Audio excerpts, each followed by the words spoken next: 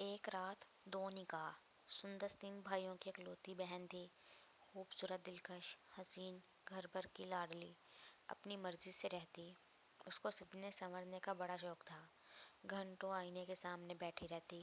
उसके बाल भी बड़े खूबसूरत थे, घुंघराले, चमकदार, लंबे, घने। सुंदस की अम्मी की ख्वाहिश थी कि उसकी शादी अपनों में हो जाए ताकि हमारी आंखों के सामने रहे। एक बेटा साकिब मुल्क से बाहर था और 2 बेटे काशिफ, आतिफ अभी पढ़ रहे थे। सुंदस भी अभी एफए में थी, मगर सुंदस के भाई साकिब की मर्जी थी कि जब तक मैं बाहर हूँ तब तक एक अच्छा सा घर ले लिया जाए और सुंदस का रिश्ता अपनों में हो जाए, और जब तक वो वापिस आए तब सुंदस रुखसत हो के अपने घर की हो जाए। मगर कोई भी फैमिली में से रिश्ता लेने को राज़ी नहीं था। एक तो वो छोटी थी, दूसरा इमेच्योर थी, घर नहीं संभाल सकती थी। फिर अचानक सुंदस के लिए रिश्ता मिल ही गया, मगर वो कोई दूर पार से था। इनको लड़की खूबसूरत चाहिए थी और कोई डिमांड नहीं थी। लड़का दुबई में सेटल था और ब्याह के बाहर ले जाता। रिश्ता तय हो गया। सुंदस के घर वालों ने अपना घर लेने का सोचा। एक अच्छा घर जो 2 मंजिला पर मुश्तमिल था मिल गया। घर की छत के साथ मुंसलिक एक नीम का दरख्त था जो कि घर की छत पे साया किए हुए था। सुंदस की शादी की तारीख रख दी गई। सुंदस का जब से रिश्ता तय हुआ था वो तो ज़्यादा ही प्यारी होती जा रही थी, और जिन्होंने रिश्ता लेने से इनकार किया था वो पछताते नज़र आते थे। खैर, जैसा कि मैंने बताया, सुंदस को बनने संवरने का शौक़ था और एक आदत ये भी थी कि शाम को छत पर चली जाती और वॉक करती। गर्मियों में अक्सर घरों की आदत होती है, मगरिब से कुछ पैर पहले असर के बाद ये टाइम जिन्नों चुड़ैलों का होता है, मगर हम लोग ख्याल नहीं करते। सुंदस छत पर थी, हेडफोन लगाकर वॉक कर रही थी। एकदम से चीखने लग गई, मुझे बचाओ। सब भागे उसे नीचे ले आए। शायद बच्ची डर गई। शादी में कुछ ही दिन बाकी थे। सुंदस के मामू खुद खतीब थे मस्जिद के। उन्होंने दम वगैरह कर दिया और कहा कि बच्ची डर गई है, आप बस ध्यान रखें। कोई 1 हफ्ते के बाद सुंदस एक रात हड़बड़ा कर उठी और रोने लग गई। सब जमा हो गए। कहती कि मैं मर गई हूँ और मुझे कब्रिस्तान दफनाया जा रहा है। फिर एक बार हाफिज साहब से दम करवाया गया और वो बिल्कुल ठीक हो गई। सुंदस की मेहंदी का फंक्शन, सुंदस को पीला जोड़ा पहना दिया गया। भाई भी साकिब आ गया।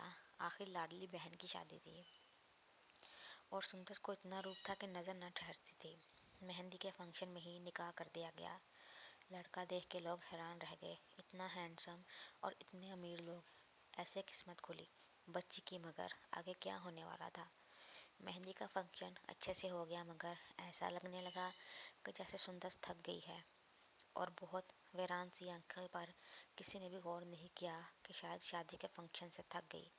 ना ही उसने भी किसी को बताया। खैर, शादी वाले दिन सुंदस को बहुत रूप आया। दुल्हन बन के खूब जच रही थी। सहेलियां दूल्हे का नाम से छेड़ रही थी। सब बहुत खुश थे। सुंदस रुखसत होके पिया के घर चली गई। भाई सब गमज़दा थे। 1 घंटा ही गुजरा होगा बामुश्किल। सुंदस के भाई को कॉल आती है कि आए, अपनी बहन को ले जाओ, हमारे साथ धोखा हुआ है। वो बेचारे भागे पहुँचे। आखिर हुआ क्या? पहले ही दिन कौन सी बात नागवार गुजर गई इन लोगों को। जब भाई साकिब और काशिफ उनके घर पहुँचे तो उनको दुल्हन के रूम में ले जाया गया तो देखा कि सुंदस के बाल बिखरे हुए हैं और हाथ पांव पूरी तरह मुड़े हुए हैं। दूल्हे भाई ने कहा कि आपने धोखा किया हमसे, इसको ले जाओ, हम इस बीमार को नहीं रख सकते। उसी वक्त उसने तलाक दे दी और उनके सामने ही दूल्हे मियाँ ने मेहमानों से कहा कि सुबह मेरे वलीमे की तकरीब है, तो मैं नहीं चाहता कोई तमाशा बने, तो कौन है जो मुझसे निकाह करेगी? तो उसी वक्त किसी ने अपनी बेटी के लिए हाँ बोल दी और निकाह ख़वा को बुला लिया गया, और सुंदस के भाई भी इधर मौजूद रहे। लड़के वालों ने उन्हें आने नहीं दिया और वलीमे की तकरीब पर भी दावत दी। अब फिर सुंदस को हाफिज़ साहब के पास दिखाया गया। उन्होंने कहा कि मैं हाज़िरी नहीं लगा सकता, मैं अपने उस्ताद मोहतरम से रब्ता करता हूँ जो कि गुजरात में थे। अब एड्रेस लेकर सुंदर को गुजरात ले गए।